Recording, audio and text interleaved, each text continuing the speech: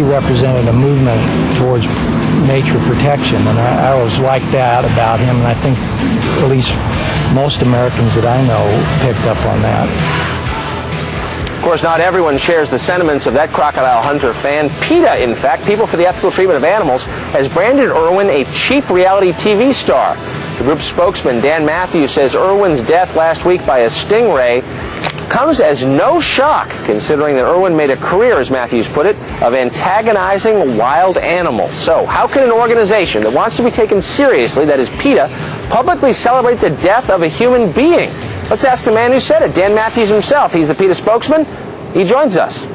Dan Mathews, why in the world would you appear to gloat over the death of a human being? That's repulsive. We're not gloating. You have kids, don't you? We've been through this before with PETA. So I'm not going to get into my personal life with you. Okay, well, anybody out there who has kids, every wildlife agency in this country has a really tough job trying to convince people to not harass wildlife. Steve Irwin's show went against the advice of every wildlife agency, not only in this country but around the world. His message was really to go in, disturb animals, harass animals, and be on TV about it. If you compare his show to Jacques Cousteau, it's more like Jackass than Jacques Cousteau. He was not a wildlife advocate in the sense that Jacques Cousteau and Jane Goodall and Diane Fossey were. He went and disturbed these animals. That's why I think anybody with a brain would not be surprised that swimming down a stingray would result in his death. It's a tragedy. But the intelligent message to get from this is to leave the animals alone. I don't know if you're a marine wildlife expert. I doubt it. But as far as I know, it was surprising that he was killed by a stingray. Well, it is surprising because stingrays are very gentle animals. Right? Stingrays are very gentle animals. They have to be provoked to attack like this.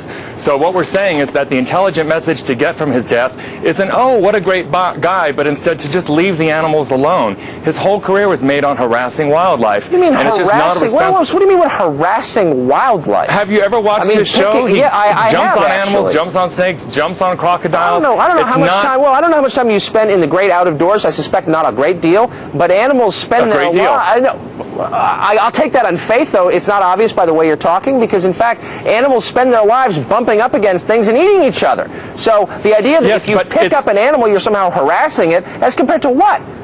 His whole TV show was based about invading an animal's habitat, jumping on an alligator, wrestling an alligator, taking a snake with a stick out of their dens.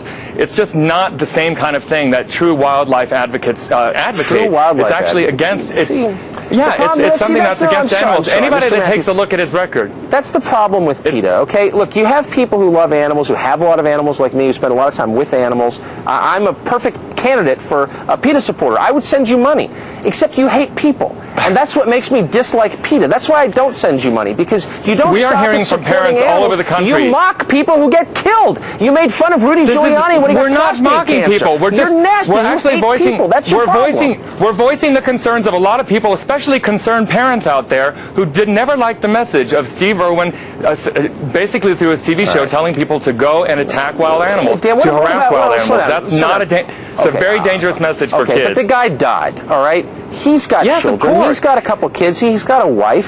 I imagine that. Let me finish my question. You could, I would think, find better ways of getting your message out there than piggybacking on the tragic news of this guy's death and making his family feel bad. What kind of ghoul are you anyway, Dan? We said the same things about how he harassed animals and the bad messages sent to kids about harassing animals in the wild. We said it while he was alive, and when asked, we responded after his death. Yeah, but to portray him as an animal advocate, really. That's the difference. The guy's dead now, so you back off. Look, there are a lot of people who I don't care for. When they die, I pull back. I'm not like, you know what? I'm glad he died. He was an awful person. I pull back because I have a sense of restraint, unlike you.